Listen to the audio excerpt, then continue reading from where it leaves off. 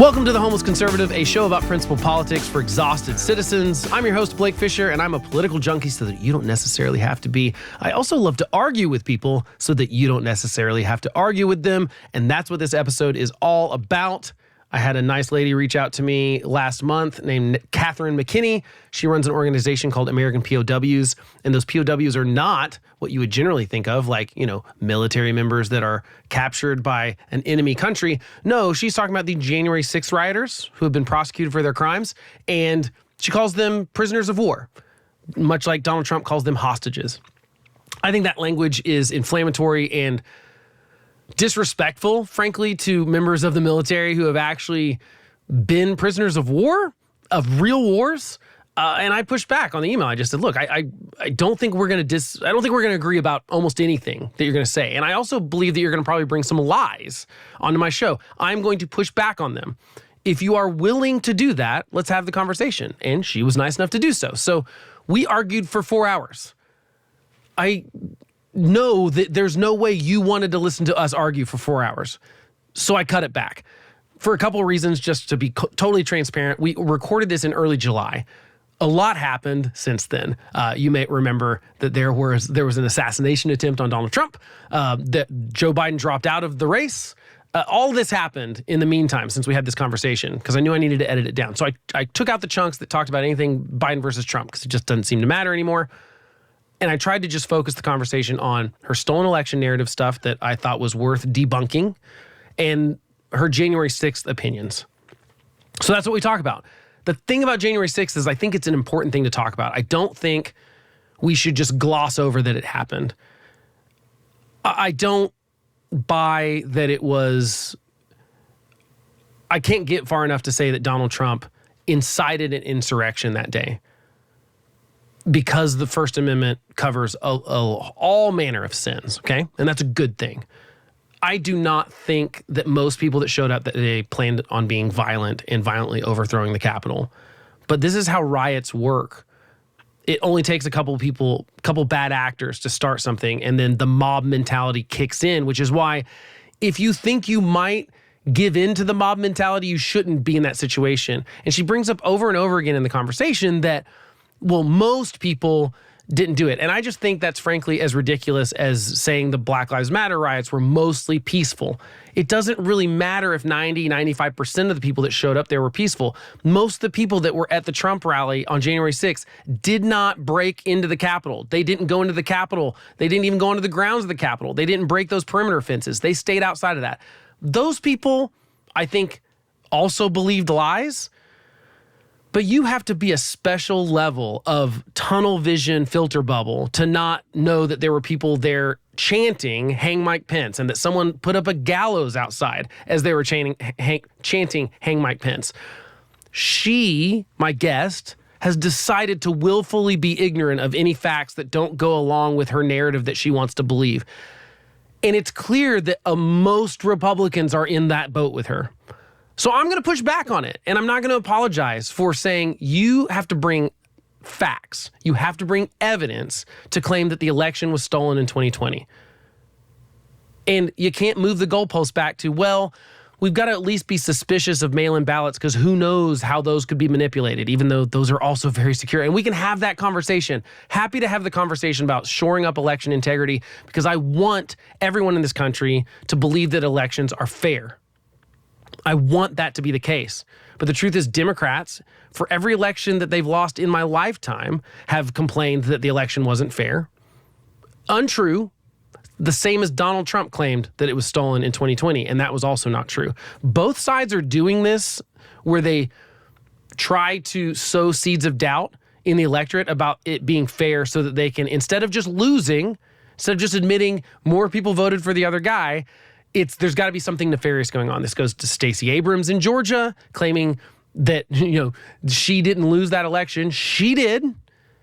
Donald Trump saying the same thing. Hillary Clinton saying that it was the Russians tried to steal, and that Donald Trump was an illegitimate president. All of this is wrong. All of it. And I'm going to push back on any of it. I just feel especially like I need to push back on the right side because I'm a conservative, because I'm a Republican.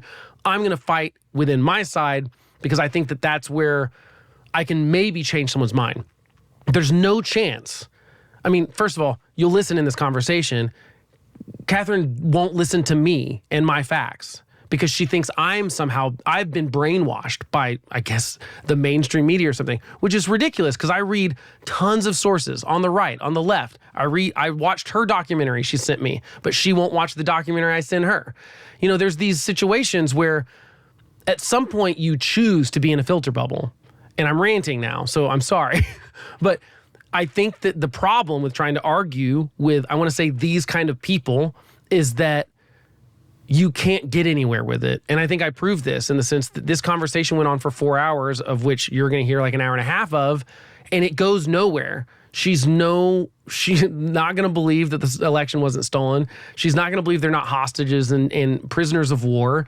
She's not going to believe that the people in Trump's administration who have said he's not fit to be president anymore, the people that resigned on January 6th because of his actions, she thinks they're all deep state.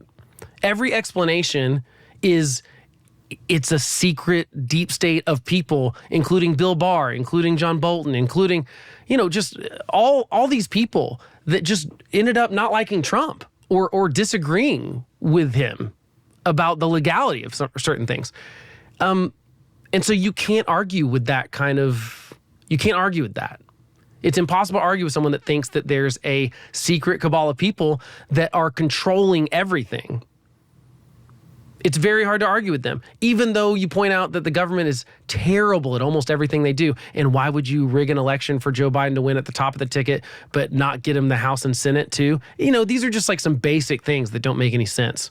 Not to mention the hand count matched. There's just all this evidence that proves that the election was not stolen in 2020, and yet 67% of Republicans still believe it. So I think this conversation was worth having. I had it so that you don't necessarily have to have the argument with someone. But I hope you enjoy it. Let me know what you think about it. I'll come back in after the conversation, but here's the conversation with Katherine. Hi, Katherine. Thanks for coming on the show. Yeah, you're welcome. Happy to be here. So tell me briefly about your organization and what you're doing and what it's about, and we'll go from there. Okay. So American POWs was founded January this year, and the goal is to raise awareness of what is going on with the J6 prosecutions and specifically the J6ers, and to actually get them released. This is political prosecution, and it's a tactic of Marxism everywhere, and never thought we'd see it here, but here we are. So the idea was just that I think when people find out what's really going on, they get very disturbed, and even liberals, right? Because liberals sometimes, maybe a few decades ago anyway, but they were, ACLU, they were against injustice. Right. So, what happens in Marxism is that the justice system is not used for justice. It's used as a cudgel to control and silence. And that's what this is. And so an average patriot can't do much about it. But my thought was, in the Vietnam War, which was probably before you were born, a little bit. It was a pointless war. And so one thing that people could do is get a POW bracelet. And we didn't have the internet, but you could care about that one person. And so this is the idea that you can't change this justice system right now, but you can change the world for one person. So you just get one person that you can write, that you can pray for, that you can advocate for, and make a difference that way. And that's the idea. Sounds good. So I obviously have some disagreements probably about what January 6th represents and what happened that day. And we briefly talked about that in email beforehand, but I want to talk about it. So I think we can't really talk about the prosecutions without talking about January 6th. And I don't think we can really talk about January 6th without talking about the 2020 election. So I guess the first question is just what do you think happened in the 2020 election? Do you think Joe Biden won that fairly? No. So no. Do you have evidence that says that Joe Biden didn't win that fairly? Okay, so do you think that 51 intelligence officers writing in the New York Times that the Hunter Biden laptop was You don't think that's interfering with an election? I agree that that was egregiously bad, but it didn't. I don't think it changed the votes. They promoted the idea that the Hunter Biden laptop was Russian disinformation. That's a lie straight from the pit of hell. In fact, it was. Yeah. The FBI just submitted it as evidence. Yeah, no, it was absolutely a lie. But, okay. So, and then we have the night of, where 6 key swing counties stopped counting in the same time, with Trump comfortably ahead, and then just very curiously, 2 or 3 hours later, all started again with Biden, with a dump of Biden ballots, right? Okay, so I can push back on that for sure. So that's not exactly what happened there. What happened is that they were told they were going to go home, that they were no longer counting that night, that they were closing up shop, which is normal. Who's they? The election counters. This is in Pennsylvania and Georgia specifically that you're talking about, right? That's where the lawsuits were. It was the Republicans that were told to go home. No. It was all of them. It was all the voting. All of the counting of the voting was told to stop. They started packing up the stuff, and then they were told, no, you're going to stay and count through the night. And so they unpacked the stuff and continued to count. Well, you have video evidence in Pennsylvania of them sending out the Republicans and then putting up the cardboard so that no one could watch what they were doing. That didn't happen, though. That's not what happened. There were election people watching the whole time in Pennsylvania and in Georgia, which are the 2 states that we're mostly talking about because of the 2 states that Trump election people, but they were Democrats. No, it was the media was there too. No, not in the middle of the night, not at 3 a.m. They were there the whole time. I'm saying the video has been deceptively edited to show people packing up the ballots. And then the other evidence that is always shown in this situation is that then they're unpacking those boxes again. That those are the alleged ballots that showed up. Because that's always what this is about, is these alleged ballots that showed up mysteriously. And all of a sudden we're all for Biden. So, yeah. But like that didn't happen. You can watch the full video. Let's go back to the voting stuff, because I want to bring up a couple points. You mentioned True the Vote. True the Vote was sued by Georgia for their evidence, because they sued Georgia. Georgia sued them back to say, you've got to show us your evidence. You can't just make these claims without any evidence. Do you know how much evidence True the Vote gave Georgia? They came back and they said, we have 0 evidence that the 2020 election was stolen. 0. They have no evidence. They couldn't show it in court. So you say that these things aren't investigated. You say the court system's corrupt, but True the Vote, when asked to give their evidence, show us what the evidence is in the state of Georgia, they said they have 0 evidence. So what's that about? I don't honestly know about that. This just happened a couple months ago. So yeah, I mean, so that's the problem, is that you're being lied to. But let's get back to January 6th, because we talked a lot about the stolen election. Let's just agree to disagree that I don't think the election was stolen. You do. So then what's your explanation of January 6th then? Because I've heard you refer to it in different ways. So like, what's your opinion about what happened on January 6th? Okay. I think Trump had a rally and was requesting National Guard because he knew there would be... That didn't happen, though. It didn't happen because Nancy Pelosi shut it down. That didn't happen. Nancy all Pelosi the conversations... last week she admitted it. No, well, she admitted that this was the White House, and everyone agreed they didn't want National Guard troops at the Capitol. He requested it. He did not. There's no evidence that happened. He said that in the debate, but there's no evidence. Came at the end. National Guard troops came at the end. No, I know. But that wasn't because of Trump. He asked for it, though. He requested it. He did not prior to it. That is not true. Muriel Bowser shut it down. There's no evidence. There's no evidence that Donald Trump wanted 10,000 National Guard troops, like he said in the debate, before January 6th. There's no evidence that happened. I know there were discussions of National Guard, but everyone decided they didn't want the look of a militarized Capitol that day, which I think was foolish. I think that was a mistake for sure. I think that Pelosi absolutely has a lot to blame for the security, but let's dispel with the myth that Donald Trump wanted the National Guard there. He did not. He asked specifically for magnetometers to be gotten rid of so that people could bring weapons. He said, these people aren't going to hurt me. Get rid of the mags. That was true, right? I don't know about that. But most, I would say, I don't think any of the quote unquote rioters or the protesters had weapons. We don't know. They didn't.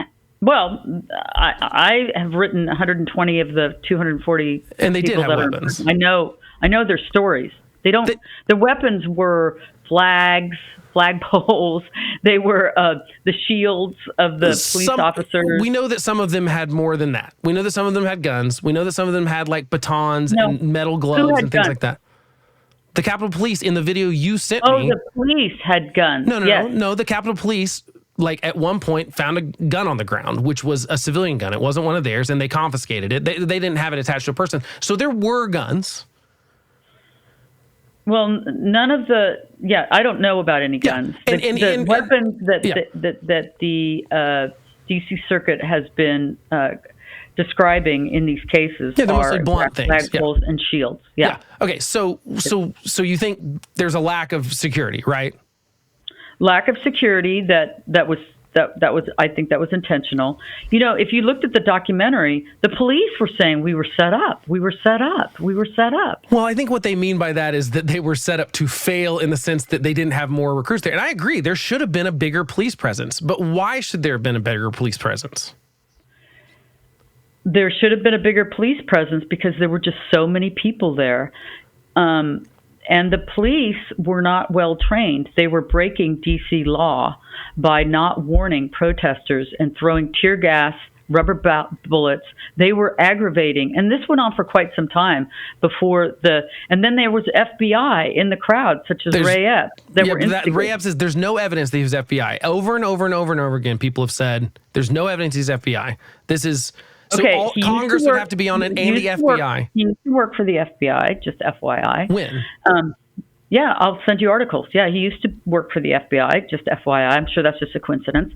And he was at every single breach of the barricades. He was at every single one telling people. Then he texted, hey, I orchestrated it. It's great. I saw that, yeah. There were lots of people that said that kind of thing. There was nonstop talk about his role. They did not arrest him until pressure after 3 years.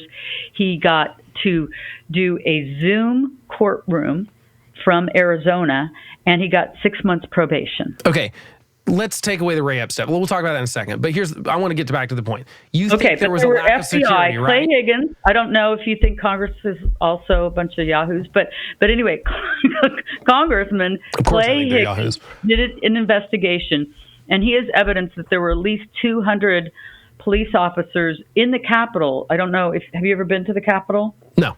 Not inside. Okay. It was under construction. It's a labyrinth. It's a labyrinth. Yeah. It's like a maze, and it's really there's no way you would know how to get to Nancy. So let's skip to the point.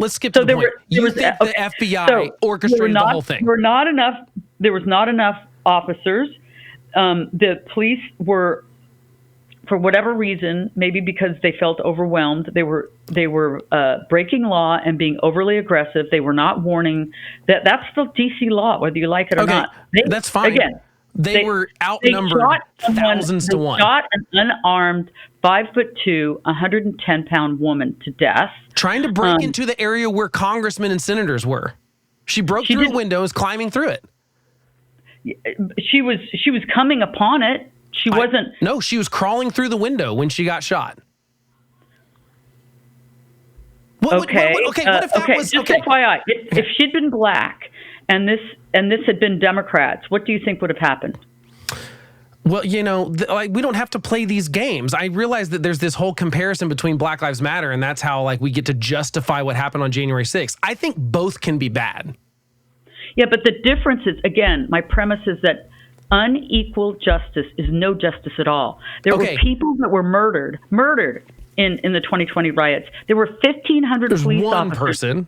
Sorry. You're talking about the riots. Okay, that's fine. Yeah. Okay. No, there were 1,500 police officers brain damaged. There were bricks that were hitting them. There were brain damaged. There were a bunch that were brain damaged in January 6th. Federal buildings burned. Do you know what happened to those people that burned? Damaged. Do you know what happened to those people? They prosecuted hundreds of them. Nothing. They prosecuted hundreds of them. It's not true that nothing happened. No, the people that were murderers, they prosecuted. No, not the rioters. Many of them were released. That's not true.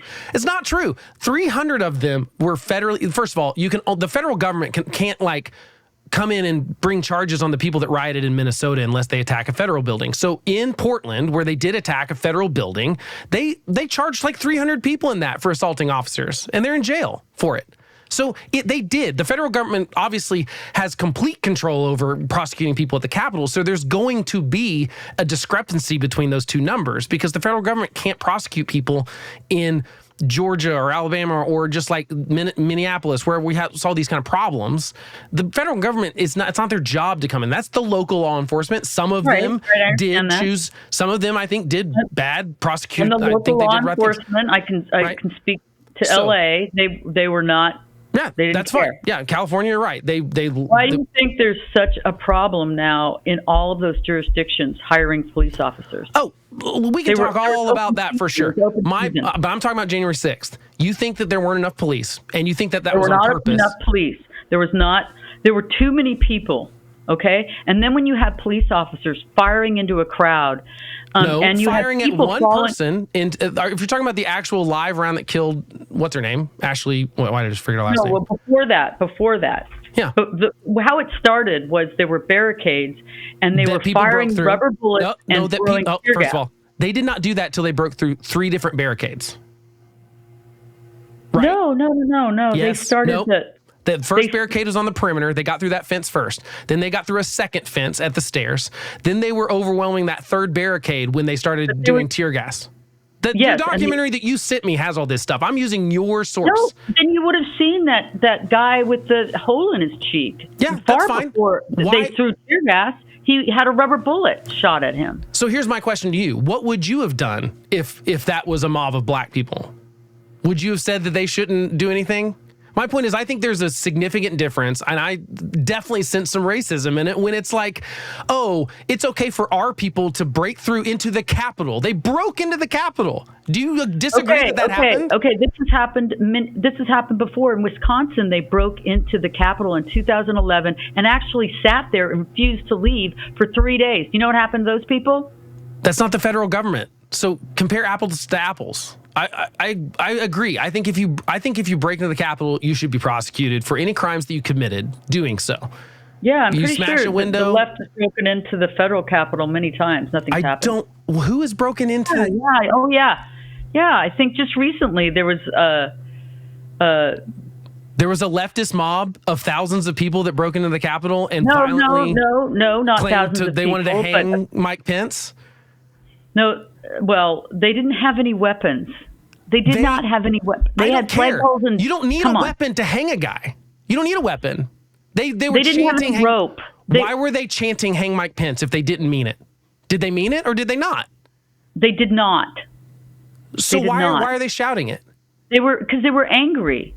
Okay. They were angry. Do you understand they felt why? Like they weren't. Do you see? They weren't being heard. Okay. They were not being heard. Then is that a peaceful protest if you're saying we're going to hang Mike Pence, we're going to kill them all? They're telling the police on the line, we backed you, you back us, or like we're going to kill you too. Kill them. They're saying beat them. Yes, they were. This is in audio. I've seen this on. Tell me the story of someone that said that because Have you watched the HBO documentary about it? No. Okay, why not? I don't trust it. Even though it's footage from independent journalists and from the defendants themselves? I don't know how much you know about the J6 committee, but they edited and put sound effects from a Hollywood producer. It was they destroyed exculpatory evidence, and then all their interviews, available they at the Capitol destroyed it all. All of it is available at the Capitol. All 40,000 hours can go be watched at the Capitol. Now, I don't know why they didn't release them to everyone. I assume there's a security risk of they don't want people to actually know how to get through the labyrinth. That's my assumption is the reason they won't make it just online. Tucker showed enough. He went down. You don't think Tucker's deceptively editing? My point is I've looked at your documentary and then I watched the HBO one. So I watched both these back to back last night.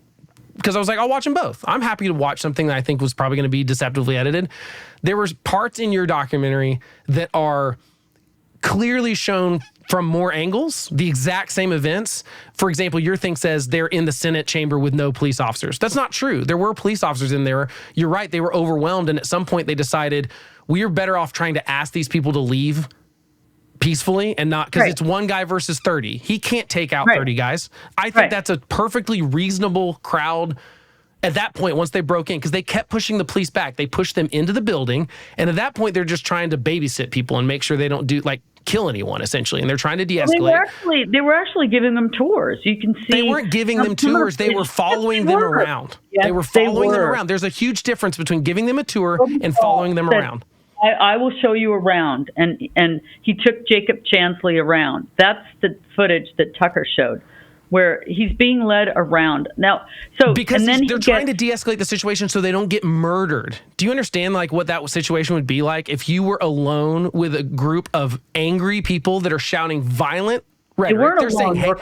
They were not alone. Sometimes they were. There's plenty of footage of single officers with a crowd of people trying to keep them back and keep them peaceful that are clearly scared for their lives.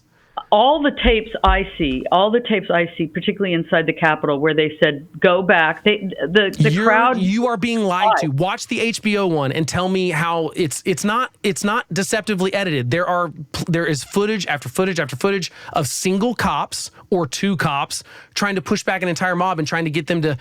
And they're trying to break into the Senate chamber and murder people for all they know, because they're chanting, "We want to hang Mike Pence." Okay, let's go into these specific examples, because I think it's worth noting. We talked beforehand, because I said obviously you've got a lot of examples on your websites of people that you think are unfairly prosecuted. Now, I have significant problems with you calling them prisoners of war, because what's the war here? And I think it's demeaning to try to put them in the same category as people that actually serve in the military and are actually prisoners of real war and actually are tortured and stuff like that. These people all got fair trials. You can think that they got over prosecuted. And look, the Supreme Court, obviously just in that Fisher case, has said that they can't use that obstruction law. I agree that obstruction law was misused in this case. It was obviously written by Congress to say, it was after the Enron thing, and they were trying to say, look, you can't destroy evidence for a thing. That's what that was about. It's very clear that that's what the law was about. So I think the Supreme Court absolutely got that right in saying they can't use that to say that the people that were in the Capitol were disrupting an official proceeding. So those charges will probably get dropped for some people, but that's not what all these people got. Some of them were beating. You talk about injuries. There were more injuries to police than January 6th rioters that day. Police. That's not true. There were 5 rioters that died, and there was no police officer of that died. Heart attacks and stress related things. None of them died by any sort of other than Ashley Babbitt. No, I'm talking about the people that died. Who Nancy Pelosi tried to say was killed by a J6er, and he wasn't. Which was not true. Yeah, that's absolutely not true. But I'm talking about the people that died at the Capitol, other than Ashley Babbitt. Is that her name, right? I just totally drew a blank. Other than her, died of heart attacks. That's what the other 3 people that died of. The first fellow. There was one pushed off the Capitol. That person did not die. Person didn't die. They broke their foot. But he still has. He damaged what do you expect the police to do if someone's trying to break in, climbing over a thing? What do you expect the police to do at that point? They're trying not to use lethal force. What's their other option? Pushing someone off, I don't think that's... Why? Do you not understand that? What bothers me so much about this, that you are excusing the behavior of thousands of people, which I agree, they were lied to and they were angry, but they were angry about something that I believe didn't happen. Now, you believe it happened. So here's the thing. If the election was stolen, then everything that they would do would be justified, don't you think? Is that the logical conclusion? There were people that... and you can look at it in the stories that actually had a violent background. They had been like the Proud Boys and stuff. Yeah, a lot of the Proud Boys had nothing on their record at all. Okay, unlike most. So you're saying previous violent. You're saying previous violent felonies or something like that. You're saying violent intentions or misdemeanors. They had violence in their past. Okay, But most of them did not. Why were does it matter? Firemen and policemen. Why does it matter if you're violent once? Why do we have a sliding scale for violence? We allow you to beat up a cop once and get away with it? Is there just a get out of jail free the first time you beat up a cop? There were people that were unduly violent, that had anger problems, that had PTSD, there were those people. Okay. But the majority were not. The majority were not violent. But everyone that was charged for the most part, had some sort of violent part of the crime. Most people weren't just charged for that obstruction thing. No. Your three examples were. By the way, you know what the DOJ does? They do something called stacking. So that many of them wandered into the Capitol for 2 seconds and wandered out, and they're in for 4 years. And the people that wandered in and out and didn't do anything violent, I promise you are not going to be in for 4 years. Who's the example of that? Alan Dershowitz and Jonathan Turley disagree with you. Most of these people were guilty of trespassing. That's what they were. Let's talk about the specific cases you gave me. So Ronald Colton Maccabee? Maccabee, is that how we say it? Okay. So tell me his story and why it's unjust that he's in jail. So he was a sheriff in my town in Franklin, and he very, very gentle guy. He was a police officer because he wanted to help people, and he I believe what he was doing was trying to help Roseanne Boyland. When they threw tear gas into the crowd, tear gas can cause asphyxiation. It's hard to breathe. So some people fell. Roseanne Boyland was one of them. So he was trying to help her. He was attempting to revive her. Right. And so he was pushing people away, some of whom were police officers. That was his crime. And the judge refused to look at the video, and disallowed it as evidence for the jury. So again, destroying or refusing exculpatory evidence, which is what you see in most of these Marxist trials, like the one in New York, refusing to hear the testimony of the head of the SEC about election fraud. I mean, they're stacking the deck in a trial. But nevertheless, it doesn't matter. But election fraud doesn't have anything to do with the trial. So this is what Colt did. This is what Colt did. He was pushing people away to try to help and save Roseanne Boyland. I think for that he got 7 or 8 years. He got 6, but that's not exactly what the Department of Justice story is. Their story is that, first of all, he does claim he was helping the lady that had a heart attack, and she did die. He claims, so here's what he really did. He dragged an officer by the foot down the steps and actually fell like all the way down the steps on top of him, severely injuring him. He did take a swing at an officer, multiple swings with metal, like with reinforced gloves, which I would think you would only wear to a peaceful protest if you thought there would be violence, right? Why would you wear reinforced gloves? Hold on. You're forgetting that this now is this is a rally after 2020, the 2020 Summer of Love, those riots. Mm-hmm. Antifa, okay, hold on. Both Antifa and the FBI, Patriot Front's a great example, will show up in Trump gear to incite things, and they make that's. So why wear the reinforced glove to take the bait? So many Trump people that go to rallies will wear protective garb. One guy was wearing a gas mask because the Antifa will go in and they'll lob off tear gas. But there's no evidence that happened on January 6th. So there's no evidence that happened on January 6th. That's why a lot of them were wearing protective. Why do you need reinforced gloves? Crazy, but that's why they were wearing it. Why do you need reinforced gloves if you're not going to be violent? And if you know the Antifa's there trying, or Trump fake FBI people are trying to incite violence, wouldn't you try to not be violent? Like the Tea Party protests back in 2010 are a good example of like, they were totally peaceful. They cleaned everything up. They wouldn't let anyone bait them into being violent or even just rude. They wouldn't even take that bait. Then why do Trump's people take the bait and become violent so often? Well, first of all, he was a police officer, so he could have been wearing his own gear. Police officers are not given standard issue. They have reinforced. They wear gun shields. They wear reinforced gloves. They do. I don't think they wear reinforced, like brass knuckle type gloves with metal inside of them for reinforcement. My point is, he's wearing gear that screams, "I'm going to be violent." Okay. First of all, he has a baton too. By the way. He has a blunt weapon, okay? If you're really going to a peaceful protest and not planning on going to the Capitol, by the way, he planned on going to the Capitol. He was quoted saying, "Let's link up and go. I'll slap a commie with this dead arm, and I will rise or fall alongside you. This is for future generations." He clearly was going there to fight. Don't you think that quote sounds like he wants to fight someone? Well, That's from the indictment, and that's from his social media. Get into the building. They did want to get into the building. So he claims he's trying to help that officer that he dragged by the leg, but he also admits that he punched an officer in the head and body multiple times with those reinforced gloves. No, why did he punch him? He admitted he punched him. He swung his arms and hands towards an officer's head, making contact. That's punching. Yeah. That swinging your arm at someone's head is punching. That's not pushing someone off of you. So he admits in court that he did what the Justice Department claims he did. And he has a baton. Like I said, he brought a weapon to the thing too, and reinforced gloves. Why is he a victim? He's looking for violence. He's a victim because if he'd been tried in Oklahoma, he would have gotten, 6 months to a year.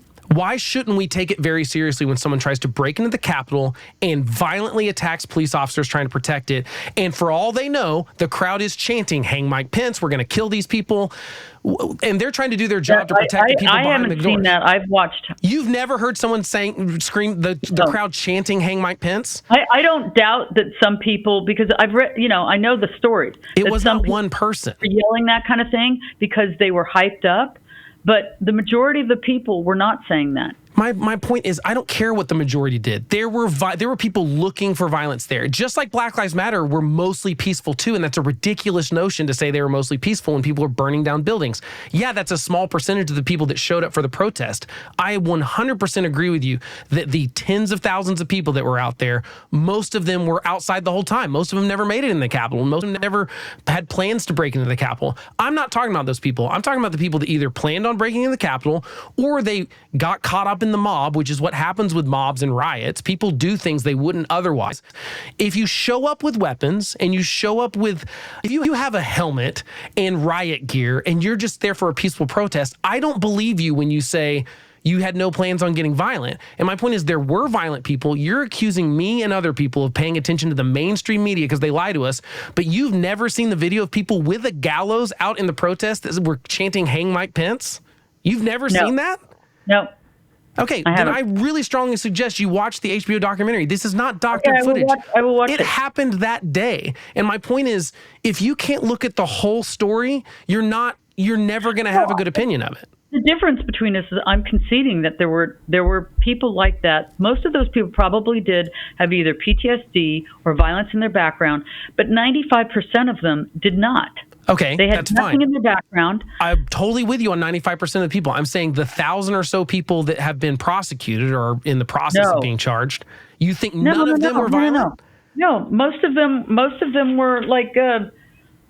Most of them did very, very little. Okay, let's talk about William McCall Calhoun. Yeah. Okay. Tell me his story. Okay, so he's an interesting character because he was basically a 60s liberal.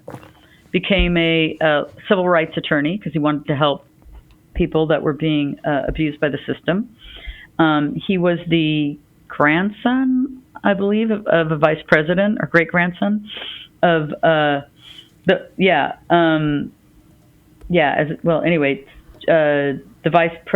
John C. Calhoun was his great grandfather, and he was basically a hippie, and then he started turning against the left when they started going after the guns because he was a hunter and he enjoyed hunting, and he hated the riots of 2020, and so he traveled he believed that the election was stolen, and he traveled to DC to voice his concern, and he did go into the Capitol. He felt like and he got 18 months, and he also was charged with that ridiculous Enron statute. Yeah, and I agree that one is silly. I mean, I think the obstruction is silly. You know why they do it? You know why they pulled it? Because in D.C., if you have a felony on top of, let's say, 5 misdemeanors, you can upgrade the misdemeanors to all felonies. It allows them to maximize the sentence. By the way, this is every DA everywhere does this. And I think sometimes it's wrong. I think sometimes it's right. I think in this case, they tried to use a law in a novel way that I don't think they should have. And that's been struck down by the Supreme Court. So the system did its job, right? Yeah, in the meantime, people like Jacob Chansley spent 3 years when the video of him is just, he's completely peaceful. He's wandering around. When they told him to leave, he left. He didn't. They told him to leave over and over. That tour you say he got, they were asking him over and over again to leave, and he wouldn't do it. Even in the Senate chamber, they're like, fine, you got your little picture on the thing. You got to leave now. He thanked them. He did. Yeah. He was peaceful. They were trying to but not in the meantime, be murdered. That statue, no, Jacob Chansley wasn't going to murder anybody. They don't know anything about these people. They don't know these people. He looks crazy. They were trying to appease him very clearly. You can watch the video with audio, any of it that has audio, and you'll hear them over and over again ask them, we need y'all to leave. You can't be in here. You've got to leave. You got to. And then if they couldn't convince him to leave, they'd at least try to get him to be peaceful because they were shouting and they were threatening violence. And they're just trying to survive and protect the people that they're paid to protect, which are the senators and the congressmen that are in that building. And so, I mean, but this is your example of him. It's like he's this sympathetic old guy. I get it. But here's some of his quotes. Some of you will live long enough to be exterminated with extreme prejudice. That's one of his Facebook posts before going to the January 6th stuff. It's going to be hard to buy a beer when Democrats are being shot on sight. That's another one of his threats before he goes to January 6th. We are going to kill every last communist who stands in Trump's way. Do you think those are legitimate threats or not? Would you be threatened if someone said that about you? Described him as a banty old rooster, and he would say that about a whole bunch of people. Is that a threat, is my question. Would you take that as a threat if someone said that about you on Facebook? And if you were the law enforcement, would you want them to take that threat seriously if it was against you? Or if it was against Trump? What if all those things were against Trump? What if this was a Biden supporter instead saying these things? It happens all the time. What about Kathy Griffin and the head? Okay, I mean that's a little ridiculous. I agree that was a bad play. They had a play in New York Central Park where Trump was killed every night. Yeah, and that's an effigy, and I think it's ridiculous, but that's not a threat. This is a threat. We are going to kill every last communist who stands in Trump's way is an actual threat. It's not an effigy. It's not entertainment. It's not Kathy Griffin trying to be relevant. I agree that she's not. That's a threat. Do you agree or not? Well, Biden stands up and says we've got to take care of these MAGA extremists. It's a simple question. Is that a threat or not? That's a threat. Well, we are going to kill every last communist who stands in Trump's way. Is that a threat or not? There's a yes/no question. It's a simple question. It's a threat. It's a threat, but it's not directed to one person. He would not have. Here's the thing. He would not have been arrested for that if he hadn't broken into the Capitol and then also, right. Same thing. That's not against the law. He posted a Facebook video of himself inside the Capitol with the text after we forced our way in. So he admits to breaking in. Okay. He posted the rotunda of the Capitol occupied by the people in a hostile takeover, January 6th. First of all, most of these people are so stupid for just... We're criming, we're doing crimes, and we're going to video ourselves doing it and post it on Facebook. I mean, this is the easiest slam dunk case the Department of Justice has ever had for most of these people, okay? And then he says, we physically took control of the Capitol. So he's bragging about breaking into the Capitol, fighting police, and combined with the threats prior... But he didn't he's a threat. Do anything. He admits to breaking into the Capitol. That's violent. Well, there's lots of videotape of the doors open and police waving them in. You know that. After they push their way through 4 barriers and then push their way into those doors and force the police back. They didn't just open the doors of the Capitol. So, okay, here's the problem with my January 6th narrative that I keep hearing. You think the election was stolen, and therefore you think their actions were justified in being there and being angry, correct? Just being angry. I think they have a right to be angry. Okay. Did they have a right to break into the Capitol because of that? Into the Capitol, no. They have.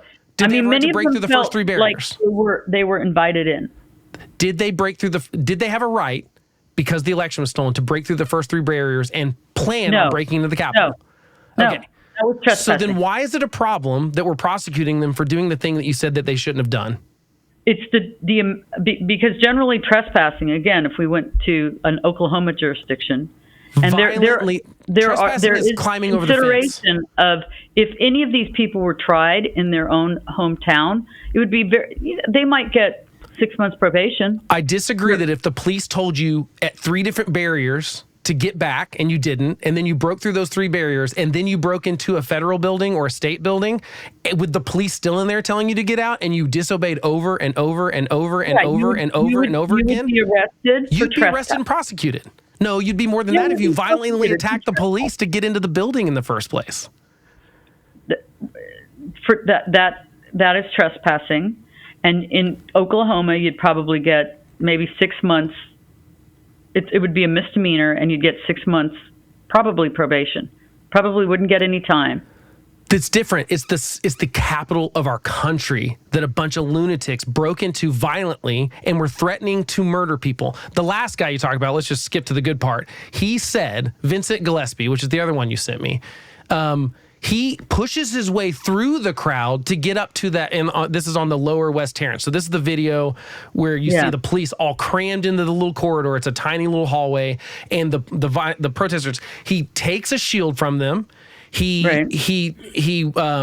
the next thing he does? He goes in, starts pushing through the officers. He maneuvers through the riot line and starts fighting with the officers. He took a shield from an officer. He's pushing his way through the stuff. He's calling them traitors. He's saying treason. He's screaming at them. Why is his behavior okay? Because he was angry because the election was stolen?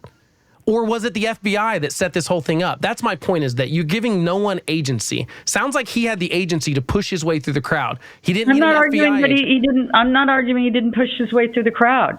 I'm not arguing that he shouldn't. But you did argue that the FBI set this whole thing up. What is the fair, and again, going back to Oklahoma, what would he have been prosecuted for in Oklahoma? I think if you violently attack anyone, you should go to jail. End of story. He's not violently attacking. He was pushing with a shield through the crowd. No, he stole someone's shield and then pushed his way past the shield. He stole the shield. He violently took the shield from the police officer. Is that okay anywhere? No, it's not okay. Then because there's no shield there, he fights his way through the police into that corridor and is screaming at police and stuff. Why is that okay behavior ever? I'm not saying it's okay. Right. I'm saying that if it was prosecuted in a non-Marxist jurisdiction like Oklahoma, he'd definitely get trespassing. He'd get disorderly conduct. Don't you think we should take it more seriously that people broke into our nation's capital and violently attacked police officers and were claiming that they were going to violently attack? Because he didn't claim he was going to do anything. The crowd pushing against the police was demanding to get in because they wanted blood. I mean, they've said, look, one of the quotes. And he got 6 years. He got 6 years in prison. Do you know what they're doing to these people in prison? Yeah, I'm sure they're not treated well in prison, just like all prisoners are not treated well in prison. I mean, no. There's something called diesel therapy. They put them in. Jacob Lang has been in solitary. He's been in prison for 3.5 years, and he has been in solitary mostly 3 years. That's a violation of the Geneva Convention. There's also something called diesel therapy, where they put them on buses with diesel fumes, and they take them from prison to prison so that they can get beat up in different prisons. One guy lost his sight. One guy lost his teeth. Okay.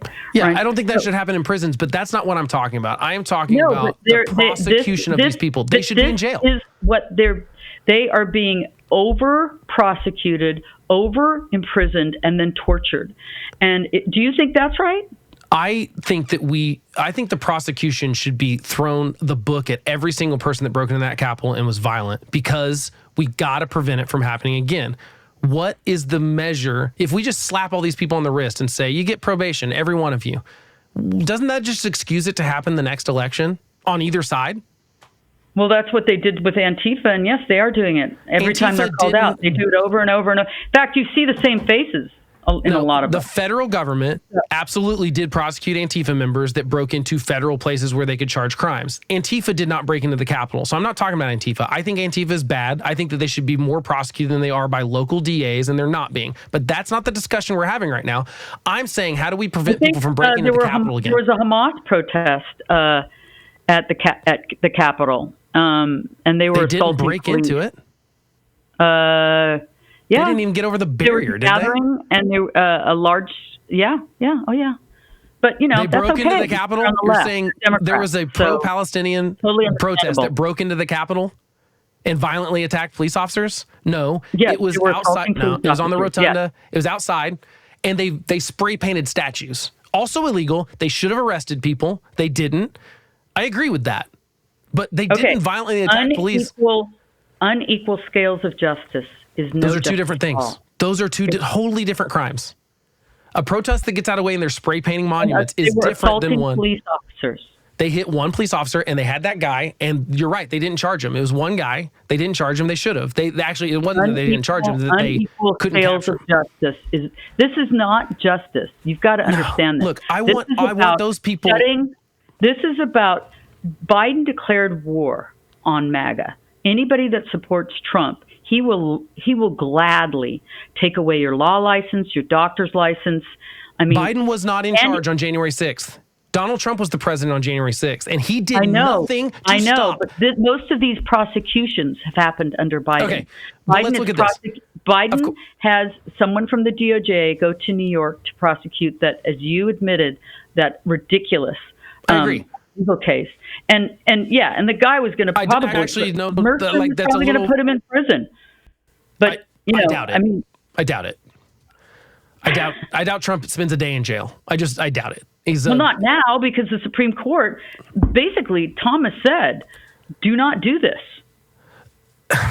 Here's my problem with all of this. The Supreme Court, which, by the way, the left wants to pack so that they no longer have that barrier. I am not defending the left. Want. I want to be totally clear. I'm a conservative. I'm not defending the left. I'm not defending Biden. I'm not defending their bad behavior that's similar to Trump's bad behavior. I think it's all bad behavior. My point is, if you think the election was stolen, you think these people were justified in being angry. First of all, I would be angry if there was an actual stolen election. I would probably go to the Capitol. I probably wouldn't break into it. My point is, it's like you're saying, oh, they're justified. Oh, but they're also angry. Scapegoats. I didn't say they're justified to break into the Capitol. Okay, but you said they're justified to be angry. To be angry, yeah. They are. And to show up in riot gear because Antifa might be there. And to basically have the propensity for violence. And they're gullible enough to be goaded into it by the FBI and Antifa, I guess, in your opinion. So if this whole thing is an FBI, they just tricked a bunch of people. No, but that's what you're saying. Dynamic. That's why I had you look at that documentary, because the dynamic was that the police got violent first. No, that's not true. They broke through the first barrier. Yes, it is. The protesters broke through the first barrier, and then the second barrier, and then the third barrier before any of that stuff happened. There was no tear gas until the cops were back through barriers, on the Capitol. But they were not hurting anybody. They did not get violent with police. If you break a barrier, what are they supposed to do? At 107, Joshua Black got a rubber bullet in his face. At 107. Okay. That was an hour after they broke the first barrier. No, that's not true. Yes, it is. They broke the first barrier during Trump's speech at like noon. No, I don't have the exact timeline, but it's close enough. The first barrier was breached at 12:45, and the rubber bullet happened at 107. I think it was earlier than that. I think you're thinking about the first barrier at the Capitol. The outer perimeter fence was before Trump was even off. Trump was on stage like at noon. Yeah, I know. He was on stage until about 1. Right, but people were tearing down all the perimeter fencing. Ray Epps was at work. I mean, whatever. We can talk about Ray Epps, but the point, there's no evidence. Everyone. Well, there's something in our legal system called instigation. What is it called? Because the FBI actually instigated 5 out of 8 people during that Gretchen Whitmer kidnapping. Yes, I agree. That was it was wiped sham. away because they were goading them on. Entrapment. That's called entrapment. Yes. So when the FBI goads people on to do violence, our legal system, whether you like it or not, says that is not right, and you can throw it out. There's no evidence that Ray Epps works for the FBI. There's none. Yes, he was at all those perimeters, but just because he was smart enough to not go through them, probably because he's smart enough to know that, like, I can goad people into doing this, but if I do it, I'm going to get arrested. Like, Ray Epps might just be a smarter person than the other people. And there were lots of people that were seen at the perimeter and didn't go in. There were tens of thousands of people that didn't go into the Capitol. So just because he's one guy that didn't, and by the way, his life's been ruined. He's had death threats. He's had to move into an RV. He has to close his business because of the threats from the MAGA right and stuff like that. There's no evidence that he works for the FBI. And even if he did, you really think that one guy managed to trick all of those thousands of people to break in and chant "Hang Mike Pence" and stuff? He was going up and whispering and saying, he was doing that the night before. We got to go. They were yelling at him like, "You're a Fed, man." I mean, Fed. But my point is, there were lots of people that saying we're going to go to the Capitol, we're going to break into the Capitol. There were lots of people saying that, right? I agree with you that 95% And of the anyone crowd that did not tweeted, want to do that. texted to his anybody because they grabbed phones that, hey, I orchestrated this whole thing. Believe me, they're in prison. Ray Epps is not. Ray Epps is enjoying his RV life in Arizona. Maybe he needs to be, but like I get why it's harder to pin a crime on him when he didn't violently attack anyone and he didn't break into the Capitol. He can tell people to do it all he wants. And I agree that that's why he got probation. But the point is, you want a harsher penalty for him. You're arguing that he should have a harsher penalty, but the other people shouldn't. I think there should be equal application of the law. That was the idea of the United States justice system. You know, I get it. Yeah. Lady Liberty has a blindfold. That's the idea, but that's not what's happening. But even the fact, I feel like you're doing the Marxist things. You're saying they were captured. They were not captured. They were arrested. They were tried by a jury of their peers.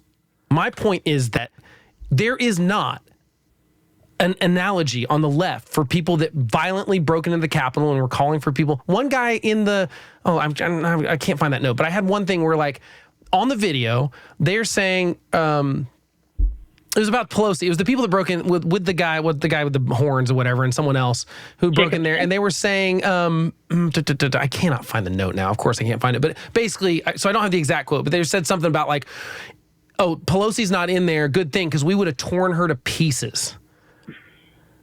That's violent, right? The Capitol Police officers that are there hearing people say that, what do you think their reaction should have been when people are saying things like, "We're going to tear her to pieces. We're going to hang Mike Pence. Get out of here. That's what they were saying, and they weren't listening to them. So my point is, you're excusing behavior. You're saying it's unfair that we prosecute these people. Many of the people that went in said, like, I've talked to some of these folks. Once they were told to leave, they left. But I think that we've got clear video evidence from a lot of the people that were prosecuted that they did not do that. I'm seeing hundreds of people outside the Senate chambers that are shouting and screaming, "Please let us through, or we're going to kill you too," or whatever. Very, very few of them issued any kind of "we're going to kill you." If it was only one of them. The point is, if the police tell people to leave and those people don't leave, you have to assume they're going to be violent. They're not listening to your orders at that point. They're demanding to get in the Senate chambers so they can get a hold of someone. What else do you think their motivation? They wouldn't have been able to unless FBI, according to Congressman Clay Higgins and his investigation, there were FBI waiting at the doors for them to come in, and they led them, Trump-clad. Well, okay, then I'm just saying, like, take it up with Clay Higgins. You can look at the video evidence, and there were absolutely senators that had to turn around because they ran into protesters. They were being led by the FBI to certain offices. No, they were being led by Capitol Police. The Capitol Police protect. They would not have been able to find them. Most of them had never been to the Capitol before. They were right outside the Senate doors when they took Chuck Schumer out, and they had to reroute Chuck Schumer because they ran into two guys, and they had to run the opposite direction. There's video of that happening. It happened with multiple senators, especially the ones like leadership that they had to take someone separate. Are easier to find than the offices. But trust me, they were led to the officers by the FBI. Again, entrapment. You may not like the law, but that is considered not. You cannot be goading people into a crime. They didn't goad anyone into breaking into the Capitol. Who got goaded into breaking into the Capitol? With evidence. Well, I would argue that Ray Epps was a Fed, and he was goading people to. Did he goad all those thousands of people? Yeah, he individually told them 5 breaches. He was present at 4 of the 5 breaches, telling people, "We got to go. Come on." At the outer perimeters, not at the inside ones. He was never at the doors to the Capitol. Right. So that's just it's a BS story, frankly. Just because he's at one point. No, it's not. He's one person we know about, but there were I think he should have been further prosecuted. There were likely other people that were FBI or Antifa. Well, one of them, I have to say, one guy was Antifa. What was his name? John Sullivan. And I've heard about that guy. It was one guy. He didn't do anything though. He was just there. Well, he got into the Capitol, but they actually did eventually prosecute him. Right, but my point is that he should be. He sold his video for $30,000. Well, so then how is that proof that this is a conspiracy? They prosecuted the one Antifa guy that they found in the Capitol. No. He was actually with a group of people, and there's a video of him saying, "We did it." Once they got in, he wasn't alone.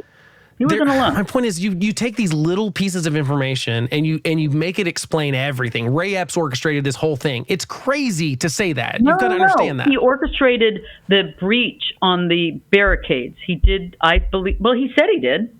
Well, yeah, Again, and he was certainly telling people. He wasn't prosecuted in the same way at all as any of the other ones. It's not a crime to tell someone to break through the barricade and then not do it yourself. That's really hard to prosecute.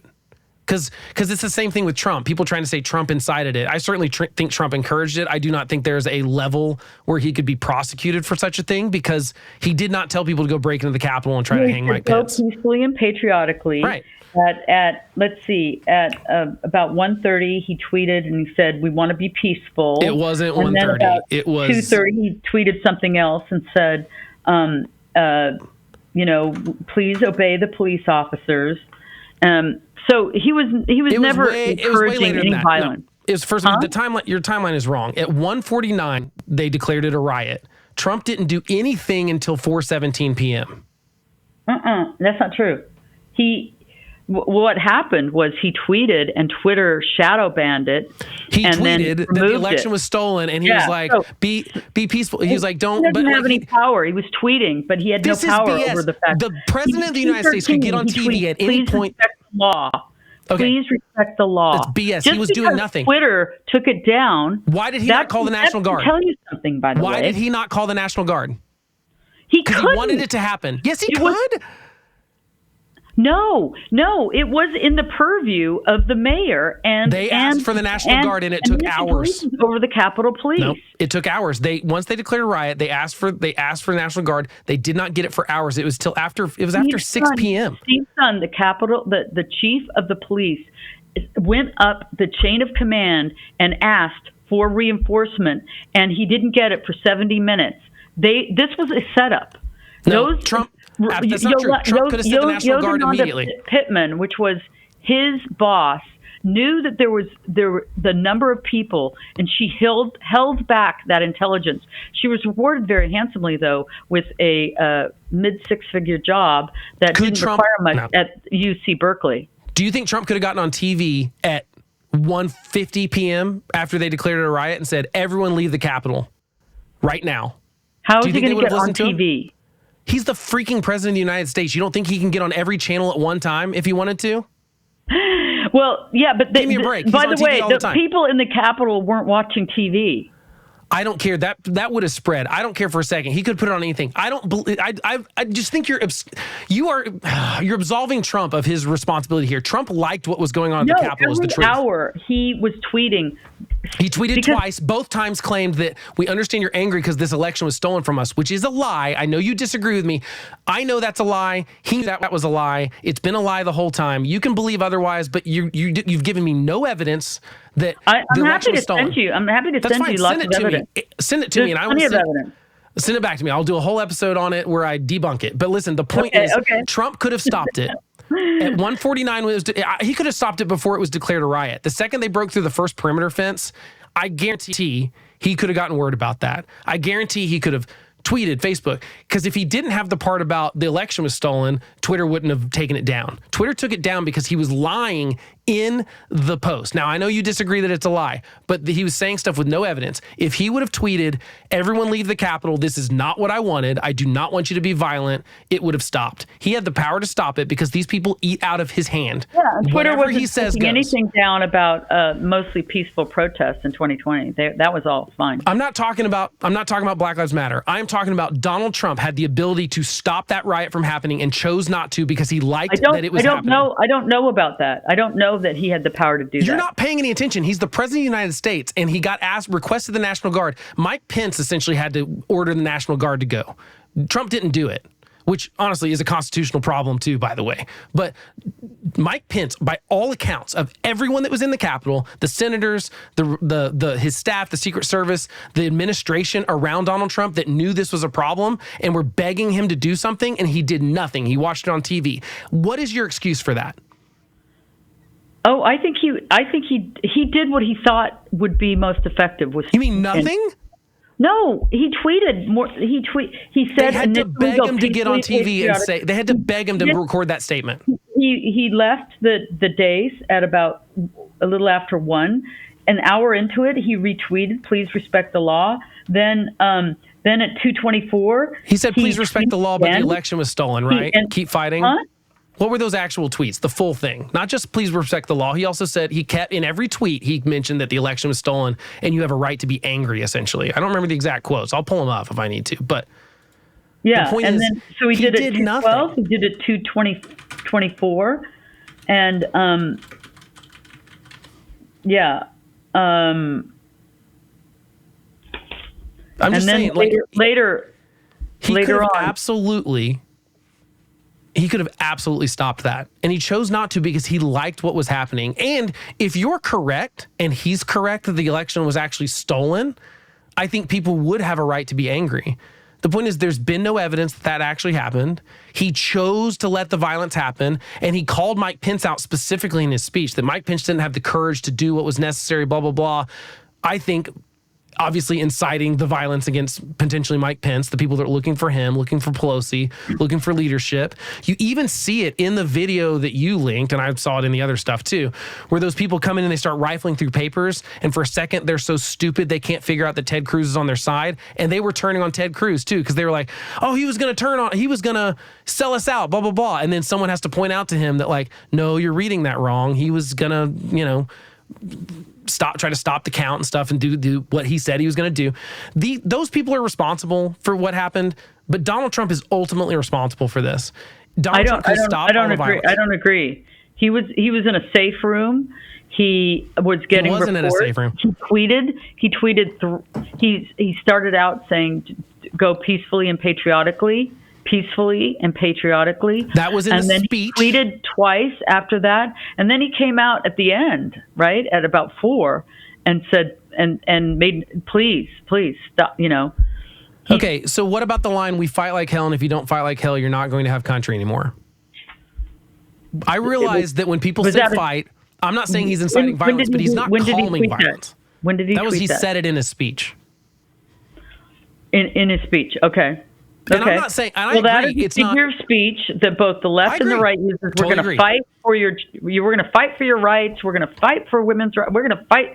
It doesn't necessarily mean a call to violence. Totally agree. But listen to this. At 2:24 p.m., so this is almost half an hour after the attack is underway. So actually, the attack was underway for longer. That's just when they actually declared it a riot. That's when they're on the steps. They're not in the Capitol yet. I don't think. No, some people are, but not.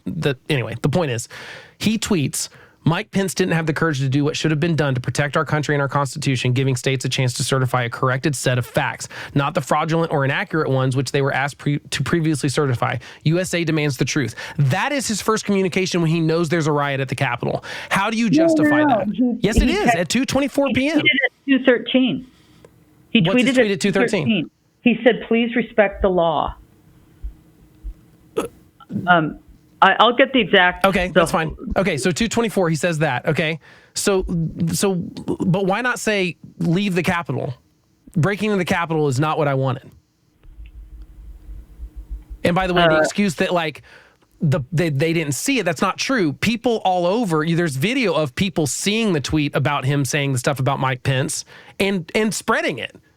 I've seen video of that from the cell phones of people in the crowd saying, Trump just said blah, blah, blah. Like, they're literally like the town crier. Like, one person's reading the tweet out loud to everyone. Like, this is stuff I've seen. Like, and like I said, I may be mixing some of the time. 238, please support our Capitol Police and law enforcement. They're truly on the side of our country. Stay peaceful. Okay, so why are we tweeting? Why not get on TV? This is not enough. He did eventually get on TV. It was at 4:50 or whatever. He wasn't there. He wasn't in the Capitol. He didn't know what was. I don't believe for a second that Donald Trump was not being briefed exactly what was going on at the Capitol. He was watching it on TV. Every report is that he was watching it happen on TV. Why is that okay? Why are you okay with a guy that let people break into the Capitol? I can't get inside his head, but I don't. I'm not asking you to get inside his head. He says it over and over and over again. Why is he delighting in watching it on television? All reports are that people are begging him to do something, and he wouldn't do anything. That he was delighting in it.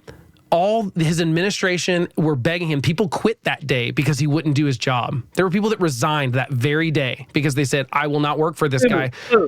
I can't remember the names. It was several aides. I can't remember who all they were.